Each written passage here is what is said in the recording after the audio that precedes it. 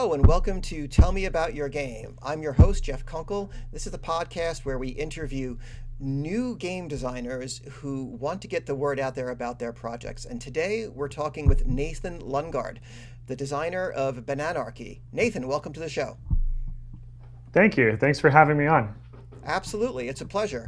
So let's talk a little bit about your game, Bananarchy. Tell me about it and give me your elevator pitch for players who are new to this. Absolutely. It's a really simple concept.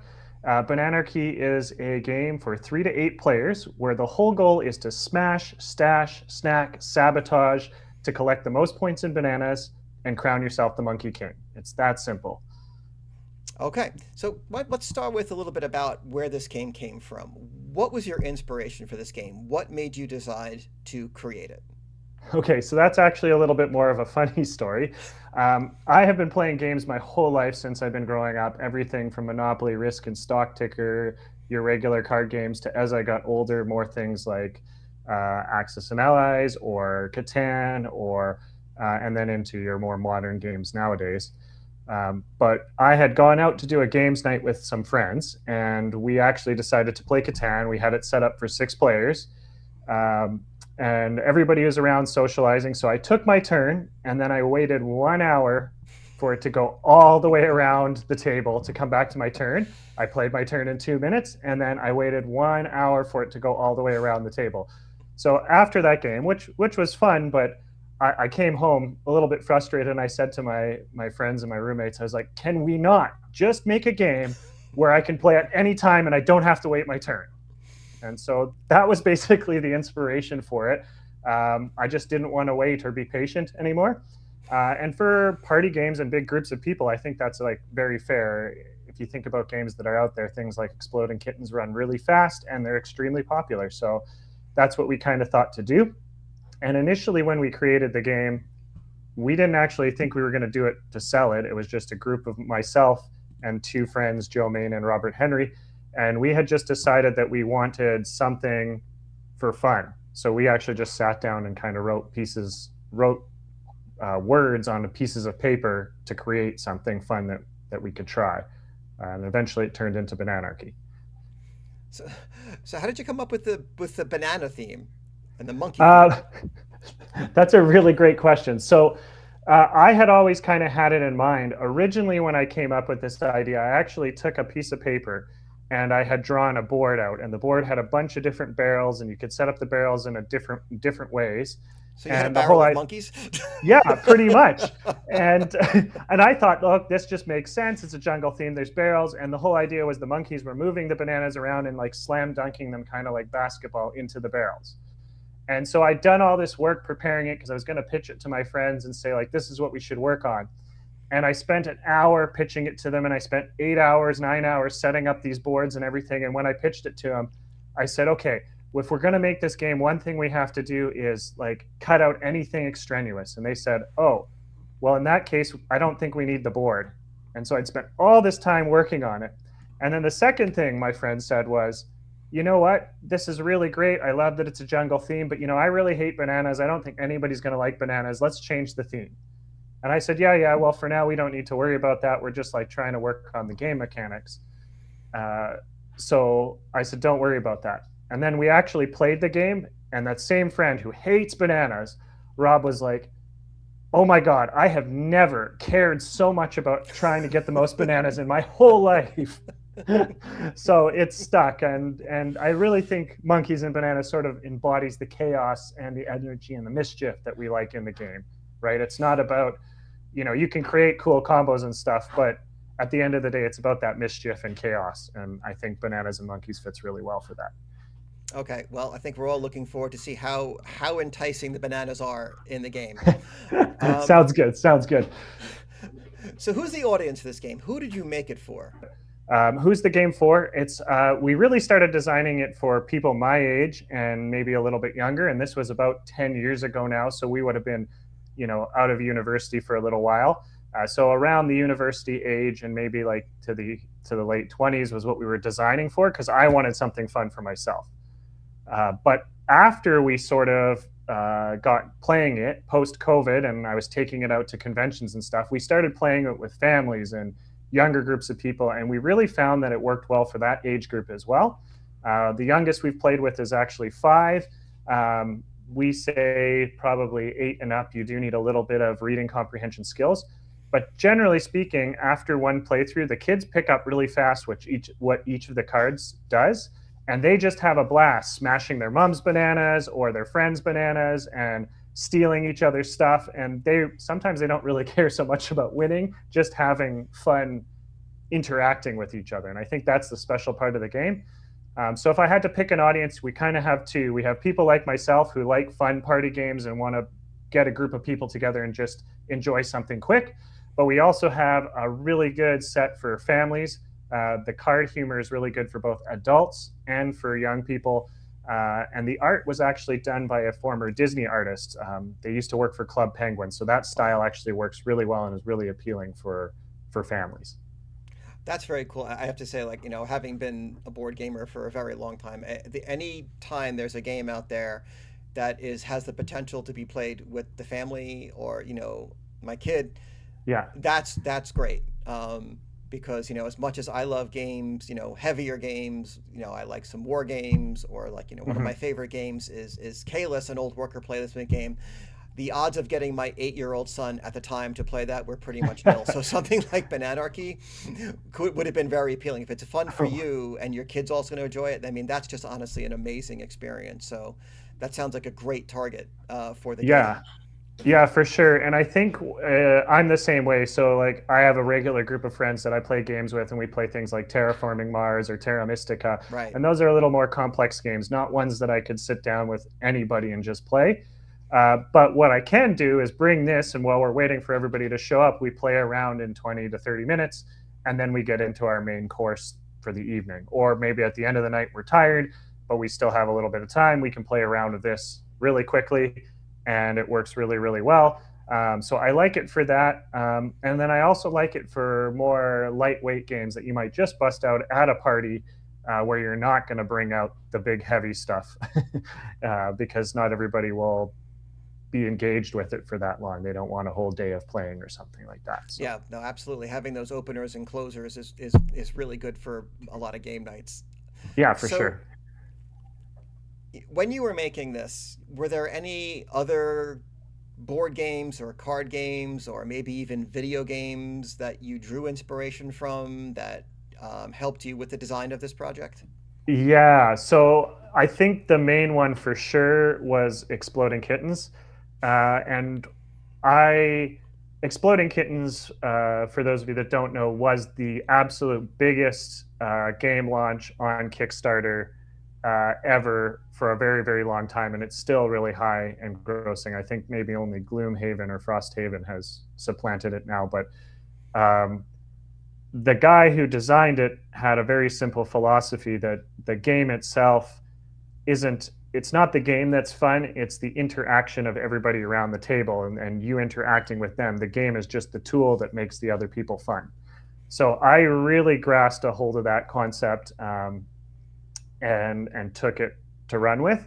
And even though the mechanics of the game aren't the same, so in Exploding Kittens, you're drawing cards, and if you draw the exploding kitten and you don't have a diffuse, you blow up and you're out.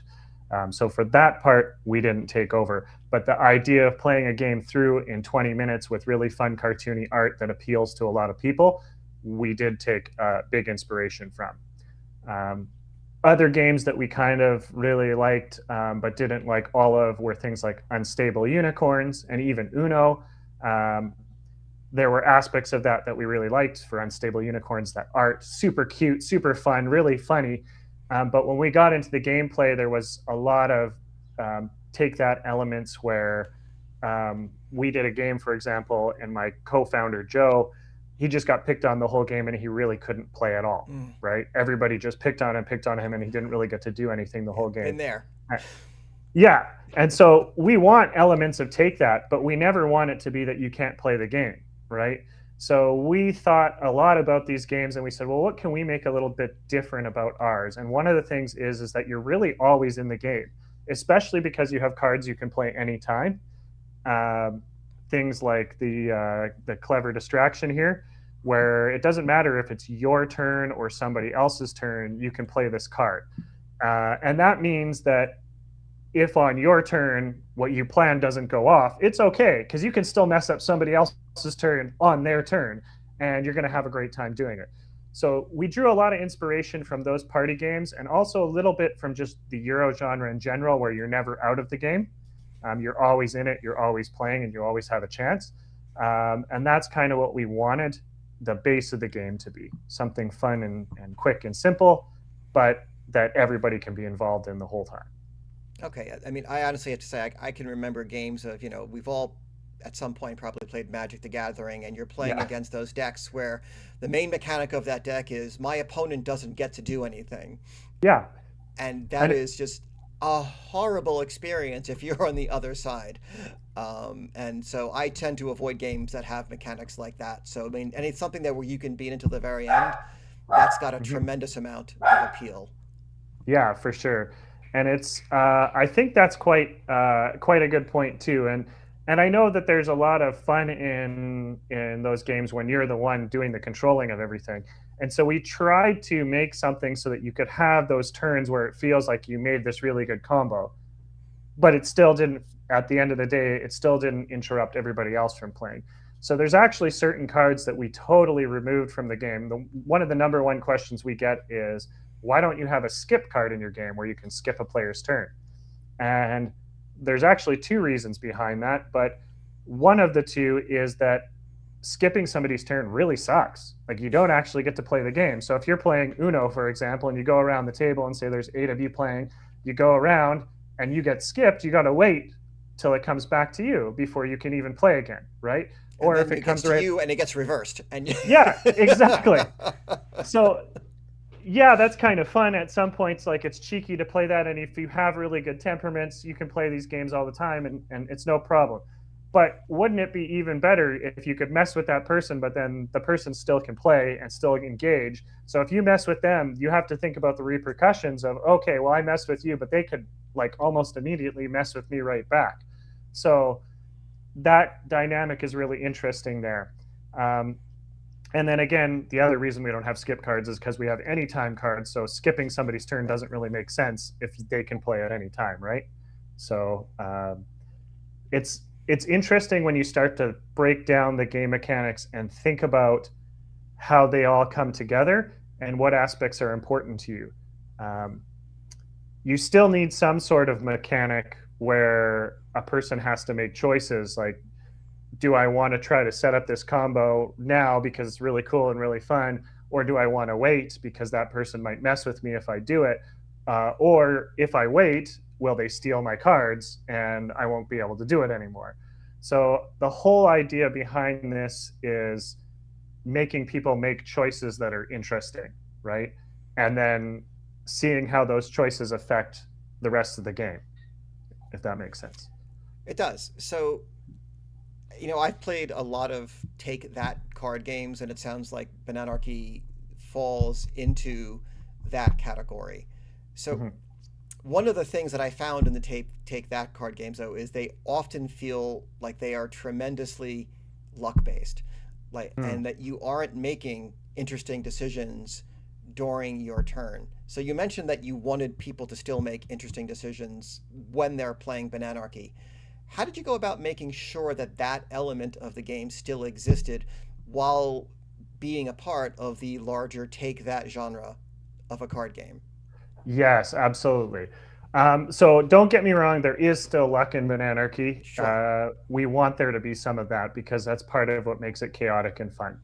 But what we really were striving to do was create something that there was, skill and how you could set up for the win. So we were struggling with that at the beginning, actually. We didn't have a way to do it when we first came up with the game. But then my co-founder, Rob, he took it to his friends and they play tested it in their group. And one of the things that they do is they play a lot of bigger games, and they're used to grand strategy and creating strategy and that, lasts the whole game. So one of their big complaints was, there's no way for me to save points to plan for the end of the game.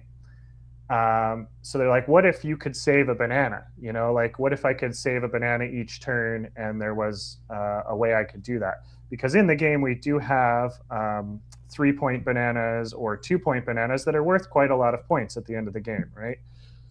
So if you get one of these, it really, like everybody's trying to control it. And if it gets smashed and turned into -1, that sucks. So they're like, well, what if I could like set up to get that banana and then on my turn save it? And so we came up with a mechanic called stashing a banana that allows you to, instead of taking your regular turn and playing your powerful action cards on your turn, you instead discard your whole hand and you instead turn one banana card sideways, and that becomes stashed and saved. Nobody can touch it. Nobody can take it from you. It's yours until the end of the game. Now, that doesn't necessarily mean you'll win, because now everybody knows you have this banana stashed in front of you, so they're going to try to maybe throw you rotten bananas or not let you have any other bananas, right? But if you're clever about it, you can set up your turn to get that banana and make that move. Now, the choice is you're obviously giving up your chance to play really powerful cards that allow you to draw more bananas or to steal from other players. And it's that trade-off that makes it interesting in the long run.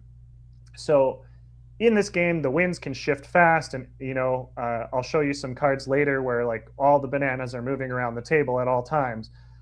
But if you're really clever about it, you can definitely set up to have a strategy where you can put yourself in a very good position to win, right? Okay.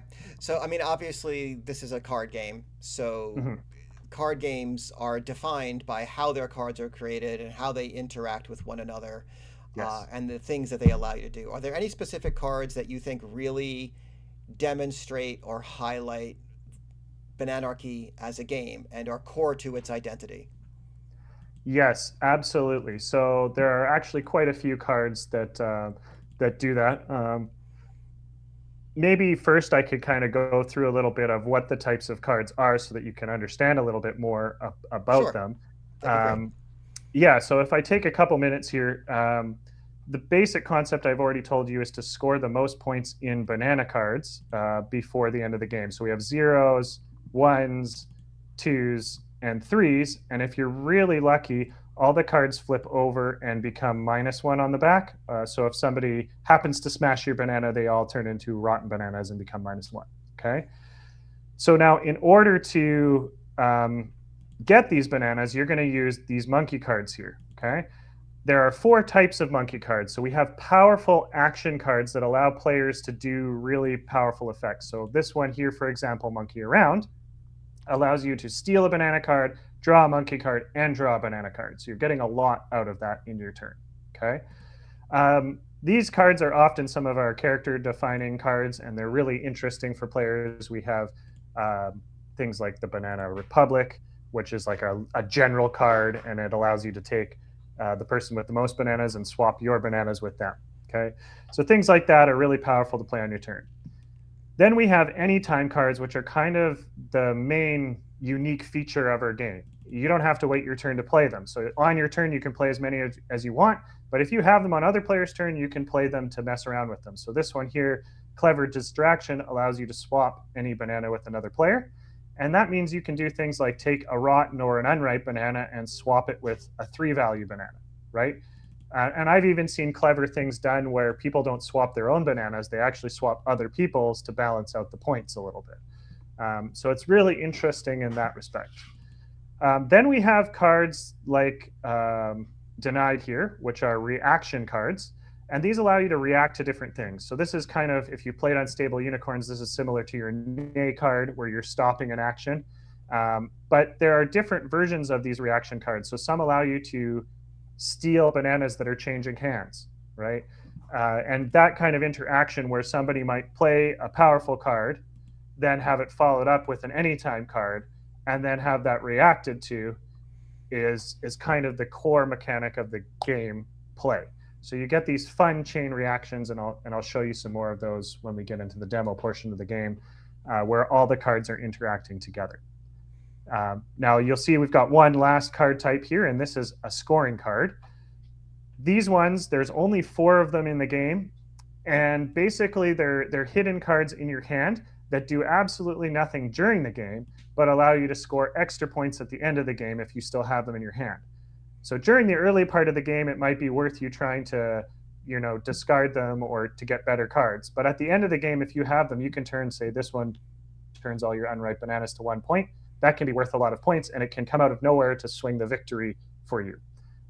Now, there are cards as well that are anytime cards that allow you to look at players' hands or steal from them. So you have this interaction of, like, at the beginning of the game, you might not want this, but at the end of the game, everybody's searching to try and get these cards, right?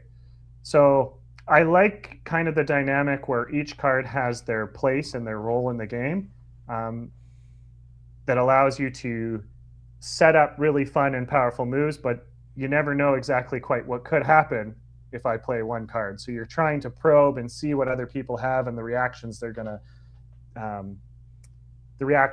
make based on what you've done. Okay. Well, I think that will segue nicely into, why don't you walk us through a hand or two of the game? Show us how it works. Sounds good. I'm just going to load up the other setting here. So let's do the play setting here. Okay. So you've got that there. Okay, so I have this set up. Bananarchy is really easy to set up. You're going to deal each player at the table 5 cards, and then each player gets 1 single point banana face up in front of them. Now, bananas in this game always are public knowledge, so they always remain face up in front of you. Monkeys are show-offs, so we wanted to emulate that sort of thing. They're very proud of all the bananas they have. Okay, and then to choose the first player, if this is the first game you're ever playing, we generally say the person who last ate a banana goes first. Okay, for this case, I just happen to take the active player token here to indicate that it's my actual turn. So on my turn, as the active player, I'm the only one who can play these red action cards. Okay, but as soon as I decide to play, anybody else can play their anytime cards or react to things that I've done. Okay, so it gets to be a little fun and chaotic when we play this. Okay, so at the beginning of my turn, I will start by drawing 1 card off the top of the deck. Well, not the whole deck, but take 1 card here. And I don't know why that's not flipping over. Okay, there we go. So I'll draw my card, and then I can play cards. Now, if other people wanted to, they could play cards, but I'll start with just a simple one here. This one, Banana Brouhaha, allows each player in order to draw a banana card from the deck. So I'm just going to start by doing that so we can all take 1 banana card and flip it face up in front of us. Oh, I got a 0, so lucky me. Now, we don't have other players, so I'm just going to deal these out for them too, so that they can see, so that we can see stuff on the board. Okay. Oh, you got a 3. Look at that. And then the last one here would be a 2. Okay. So now there's some bananas on the board. So we have interesting things to do. Okay. So maybe I look out at the board and I'm like, okay, well, I really like your 3 banana here. Why don't I use my lovely, clever distraction and swap 1 banana card with another player's banana? Okay. So here I'm going to say, oh, okay, I want to swap this 0 point for your 3 point banana. Right? Now, I think you have a fun card in your hand, and I've got one here just so I can show you, and it's called Yoink. And Yoink allows you to take a banana back that just changed hands. So now you could say, well, I really like my 3 banana. I'm going to play this Yoink card and steal that banana right back, right? So it acts as kind of a cancel, but in a very specific situation. Exactly. So if you play your Yoink card here, I don't know which one you have it there. I don't know if you can see on your screen there, but let's see. Oh, I can't see that unless I pull it out. That's a smash. So let me go to my... I'm having some trouble playing. No problem. This is the first time I've never, oh, here we go. I got it. So I got the Yoink card. So this one, like I said, you can play it out to steal that banana back. And so now you have this back. Now, of course, I could either play my Yoink card or to try and get it back. Or what often happens is it's like, well, I don't have a Yoink card, say. I would play this lovely Smash card, which is probably one of the favorite cards of all. And smash, basically flip over any one banana to the rotten side. So if I can't have the banana, nobody can have the banana. I'm going to smash it. And then we're stuck here. So yeah, it's -1. Now, people are always like, oh, well, that sucks. I have -1. But there's actually quite a few things that you can do with -1s in the game. There's cards like Toss, where you could throw them to another person, or you could swap them around with the Clever Distraction like I did. So it's a really clever sort of mechanism to keep those bananas moving around the board all the time. They're in a constant state of, oh, I'm going to take that from you and I'm going to take it back. And maybe I'll stop you from doing that because I want to keep it. And it's all about that interplay, if that makes sense. Okay. So this really highlights how you said it's a very interactive game. You have to pay attention during another player's turn. Mm-hmm. So it sounds like the main benefit of being the active player is that you get to decide the first action. You decide which red card is being played, and everyone else is responding to you. Yes. Now, I actually set this up because you remember my story about Catan, where I'm like, I don't like waiting. So I set it up to be that when the turn passes, a person decides whether they're going to play a card or whether they're going to stash or do like a save a banana card, right? If they decide to play, as soon as they draw that card off the top of the deck to play, everybody can go ahead and play. So sometimes what I found in games is people will be like, they get their card and then they're spending a lot of time, even though they've had the turns around to sort of look at their cards, they didn't decide what they were going to do, right? Yes. So if they're waiting, sometimes I'll just go ahead and play my anytime cards to mess around with them then, okay? Now, the other thing is, at the end of your turn, you will always refill up to 5 cards. So I can always refill back up to 5 at the end of my turn, which really allows there to always be cards in hand. So there is a benefit to playing your cards out and getting new cards so that you can maybe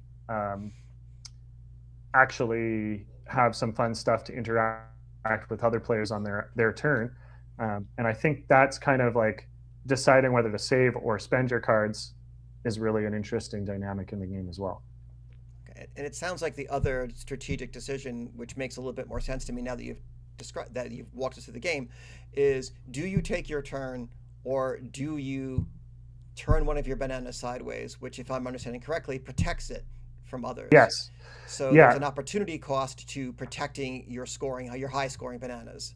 Yes. So maybe you don't want to do it with something like a 1-point banana, but if you happen to so let's say I played this lovely snatch card here where I get to steal a banana from my neighbor, right? So it's my turn. Sorry, I should take this back if it's my turn, but if it's my turn, I play the snatch card and I steal this lovely banana from my neighbor. Well, because it's my turn, I can no longer stash this banana, right? So just because I've got it now doesn't mean I now have to either try to protect it for a round while it goes all the way around and gets back to me so I can stash it, or I have to try and take it when somebody else steals it. So maybe it was this person's turn, right? And they play, let me just zoom out here a little bit here. So they play, I picked a card. Sorry, one sec. Oh yeah, okay, here it is. So this one is a fun card. This is Monkey Around. This is the one we showed off in the beginning, where you steal a banana card, draw a monkey card, and draw a banana card, right? So if they're playing something like that, and let's say they steal this too, well, now I can play the yoink card, and I can yoink it back, and now I have it. So maybe what I'm trying to do is let everybody steal the banana around, and it's going to you, and it's going to you, and it's going to you. And then when it comes up to this person's turn, my goal is to try and yoink it when somebody steals it so that I have it at the beginning of my turn, and I can discard my whole hand, which now is only 3 cards, to save the banana, right? Yeah. So that little interaction is kind of fun. Now, like I mentioned before, saving a banana doesn't guarantee you win the game. Now everybody knows I have this banana that's worth 2 points till the end of the game. So now they're going to try and smash my bananas and flip them over to the rotten side. And I think that interaction gets really kind of interesting because people are doing the calculations, and it's really fun to watch them at tables. They're like, okay, how many do you have? Okay, you've got 4. You've got 3, or you've got 6. We got to do something about you. And then you're like, oh my God, what? Don't pick on me. I worked so hard to get these bananas. So I think that mechanic also addresses another issue I've had with take that games, especially games where you can steal from other players. Because a lot of the times in a game like this, getting those high scoring cards early, especially if scoring is public, almost feels like a disadvantage because Yes. the odds of you hanging onto it if you get it early through the end of the game is often very remote. So this does give you at least one avenue to protect those high scoring cards that you get, which doesn't actually exist in other games like that. And other games tend to resolve it by making those scoring cards hidden, which Yes. is interesting, but it removes some of the strategic decision making for your opponents because they know, well, you've got 5 cards, but they might be all 5 1s, whereas this person might have 3 cards and they're all 3s. You Mhm. don't know that. So you've kept the information open, but added a mechanic to protect your high scoring cards, which I find interesting and I don't think I've seen in other games of this type. Yeah, and we really wanted that to be the case. Like after when we initially played it, one of the really good stories is we actually had our -1s originally in the deck. And that was really an interesting thing because what we found out is we have cards. There's pick, which picks you 1 banana, pluck, which picks you 2 bananas, and pick and pluck right here that draws 3 bananas from the deck. Okay. Now, when you draw 3 bananas, if all 3 of them are -1, we had a few people flip the table on us basically and say, that really sucked. I went from having a lot of points to having less than like 0. Like, that's terrible. So we fixed that right away. But the second thing we wanted to do is make sure that you can always see what everybody has to make decisions. Now, one of the most interesting decisions is, let's say, I'm going to flip your card back over here, but let's say this 3 was up, okay? Maybe this person has 3 points and the 2 points, right? They have all these points here. They have the most, but I have the highest point scoring value. So now you have to decide, well, I'm going to steal. Am I going to steal the 3 points, or am I going to try to steal from this guy to make him have less points, right? Right. So having a lot of 1s can be really valuable in this game because you're not necessarily a target and they can only take 1 at a time maybe from you, right? And maybe they don't want to smash a 1 because it's not that much. Whereas having a 3, you might want to like try to get that protected really fast, right? So it's actually been perhaps one of the most interesting things I found is to watch people come up with different strategies. I've even had people who have had these 3-point bananas get smashed, and then they're like, well, I have the baked banana bread card, which turns all of my -1s into points. Maybe I will actually stash this and try to save my. Ah, interesting. It didn't. Spoiler alert! It didn't work. Everybody figured out why would you stash a -1. But it was very fun to see them try these different things, and I'm still to this day like we have the deck is 108 cards, but there's duplicates of some cards, so there's maybe about 40 unique cards in the deck, and I'm still finding different ways for them to interact. People are still coming up with clever things to do that I'd never even thought of, to manipulate the bananas or to mess up other people with their cards. And I'm like, oh, wow, I hadn't even thought of, stashing a rotten banana. Why would I ever do that? Right. So I think that's really interesting to see. And I then have to say, sorry, oh, go ahead. I would say as a game designer myself, I think one of the most satisfying things that happens is when those emergent situations arise where people have come up with strategies that you never thought of, that you didn't intend. I think that's a hallmark of a pretty healthy strategic environment where those emergent strategies evolve. I've always been thrilled when I see that happen in the games I've designed. So, and you had another comment. I'm sorry, Nathan. Go ahead. Oh, no, it's okay. I wholeheartedly agree with what you're saying. And I also like to think, so there's lots of social deduction games out there. I like to think that while the strategy is fun to have your cards and to play them all out, I think this game has a lot of social deduction too, especially if you play more than one round in a row, which is easy to do because the game is 20 to 30 minutes. People will remember what happened in game number 1, and it'll change what they do in game number 2. So they might say, okay, well, last game you picked on me the whole time. Now I'm going to be aware of that, so I'm going to be a little bit more careful in how we do that, or I'm going to pick back on you. But other people may see, okay, well, they're always picking on him and each other. Well, I can just be a quiet little mouse in the corner and nobody's going to notice me. And then all of a sudden I've stashed all my scoring cards. So for example, I don't know if I have, I was going to show off that card. So we'll do that in a second here. But there are lovely yellow scoring cards. I can't remember if I put it on this fellow. Must be on this one. Yes, this one, for example, that allow you to get those extra points. So people, I had one kid, his name was also Nathan, and he was at the Terminal City convention in Vancouver. And he ended up liking the game so much that he spent most of his day actually just joining me and playing games with anybody that I was demoing to. But he came up with the strategy. There are cards that are like this one here. Oops. Sorry, I'm still new to tabletop simulator, so I'm learning to use all the controls a little bit. This one allows you to look at another player's hand and steal one monkey card. So you actually get to look at their hand and see what they have in it and steal it. So he would start the game just messing around with everybody, but as he was going along, he would try to find all of these different scoring cards. Now, I mentioned there were only 4 in the deck. At one point, he had all 4 of these in his hand because he had decided, well, if nobody knows that I have them, I will be able to use them and win. So he actually won 2 games in a row before people picked up on this strategy and decided to be like, oh, okay, well, if you're going to spend all your time finding these cards, we're just going to take your bananas, so you've got nothing to score with them. So it was a really interesting evolution of the game, and I like games that they change based on how the players play the game. So if